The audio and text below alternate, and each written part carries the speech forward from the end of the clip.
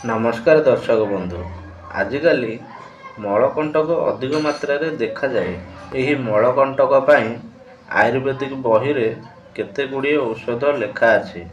आज आपण मानक मु सही औषध गुड़िक कहिबी।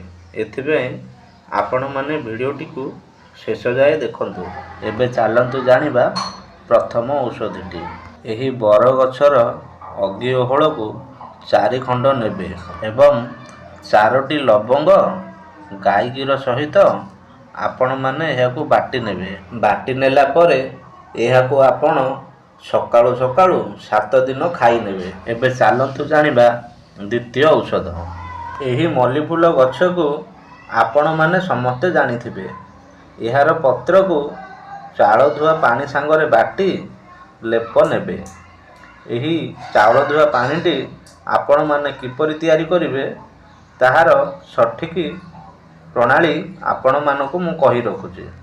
केते गुड़िए उआ चाउल नेई आपण माने ताकू दरगड़ा करी छेची नेबे। छेची नेला परे ताहाकू आपण धोई नेबे। एहाकू कहंती चाउल धुआ पानी। एबे चालंतु जानिबा तृतीय औषधटी। यार नाम हेउची लह लंगड़िया। यही गछटी प्रायतः वर्षा दिने देखा मिलता है। यार कंदा को आनी आपण माने घोरी मलकंठ होइथिबा जगार जदि लगाती ताहले मलकंठ भल हो जाए। आगामी वीडियो रे आपण मानकु मु आउ किछि औषधीय तथ्य कहिबी। एथिପାଇଁ आपण माने मो चैनल टी को सब्सक्राइब करी नोटिफिकेशन टी को ऑन कर दियो।